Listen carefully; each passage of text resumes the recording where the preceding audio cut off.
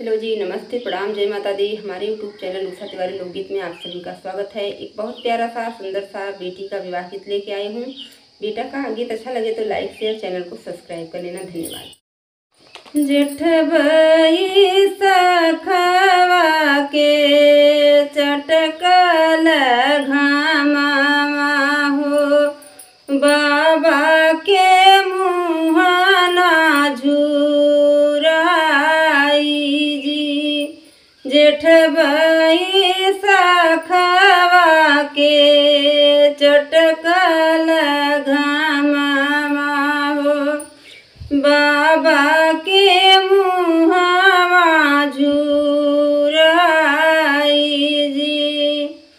तबहु न मोरे बाबा रोकले डगरिया हो, बेटी के बर खोजई जाई जी।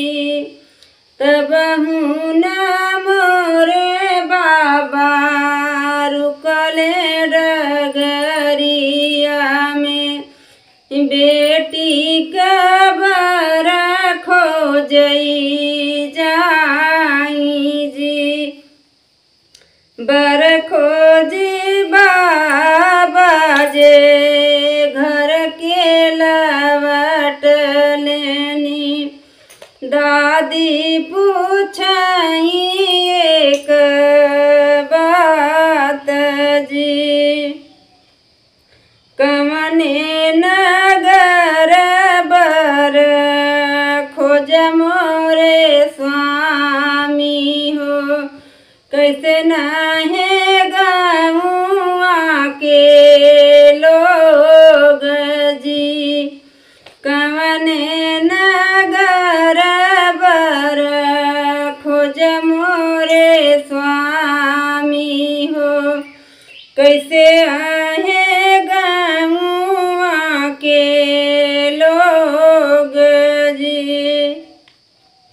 पूरबु गए मैदाना पश्चिम गईले, खोजियाए उत्तर दक्षिण देश जी। यही रे नगरिया के सामर लोगवा हो, यही रे नगरिया के सामर लोगवा हो। सबही जे मांगई दहेज जी, इतनी बचन जब सुनली रानिया हो, उनहु के जिया घबराई जी। इतनी बचन सुनी दादी कमनी दे, उनहु का जिया घबराई जी। कैसे ही बेटी के ब्याह रचउबई, कहाँ मिले ये तना दहेज जी। इतनी बचन सुने स्वामी समुझाई, मोर पति राखई श्री राम जी। इतनी बचन सुनी स्वामी समुझाई, मोर पति राखई भगवान जी।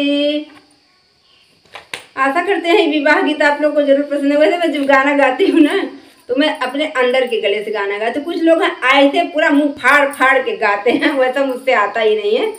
तो क्या है कि लोगों को लगता है कि मैं नहीं गा, लेकिन मैं ही गीत गाती हूँ।